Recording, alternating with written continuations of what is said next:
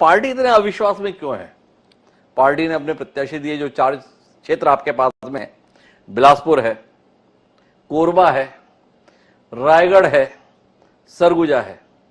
तो बिलासपुर ठीक है, तोखन साहू जी हैं, रायगढ़ भी ठीक है, राठिया जी हैं, पर सरगुजा में आपने प्रत्याशी किसको बनाया? चिंतामणि महाराज जी को। कौन चिंतामणि महाराज जी? अभी तक कांग्रेस में थे, जुम्मा जुम्मा विधानसभा चुनाव से पहले भाजपा का हिस्सा बने। पूरी भाजपा में एक आदमी ना मिला जो वहां से चुनाव जीत पाता। नहीं, कोरबा सरोज जी को लेकर पहुंचे हुए हैं, राष्ट्रीय व्यक्तित्व है, राष्ट्रीय उपाध्यक्ष हैं, उनको आप दुर्ग से उठा के कोरबा ले गए। इस रणनीति की कोई खास वजह? नहीं, देखिए, जहां तक सवाल है 2 प्रत्याशी के बारे में आपने जिक्र किया। रायगढ़ के जो प्रत्याशी हैं वो जनपद अध्यक्ष रहे, जिला पंचायत के सदस्य रहे और कार्यकर्ताओं की भावनाओं के आधार पर और जनता में उनकी छवि अच्छी है।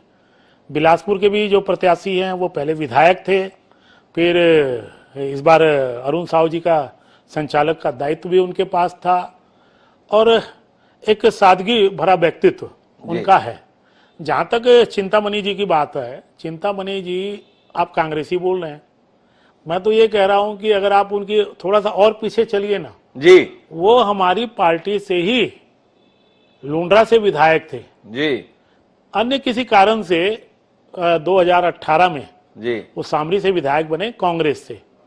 लेकिन चूंकि अगर हम देखेंगे जो उनकी विरासत है जी, गहरा गुरु जी की, वो परिवार शुरू से राजनीतिक क्षेत्र में काम नहीं करता है, लेकिन विचारों से वो भारतीय जनता पार्टी के समीप रहा हुआ परिवार है जी।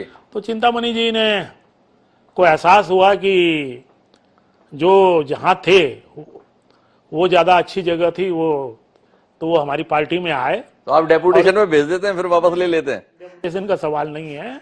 अब स्वाभाविक रूप से कुछ तत्कालिक क्षण रहा होगा जैसे उसमें निर्णय किया जी।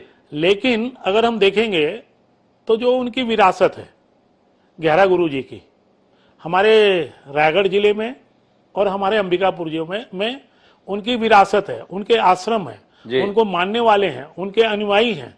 और चूंकि ये राजनीतिक क्षेत्र में है, उनकी विरासत है 2 लोकसभा में है, तो न केवल अंबिकापुर में बल्कि रायगढ़ में भी चिंतामणि जी के जो व्यक्तित्व है उसका लाभ मिलेगा। और पार्टी ने बड़े सोच समझ के ये निर्णय किया है और विचारों से भी अगर वो देखें तो भारतीय जनता पार्टी से जुड़े हुए परिवार है।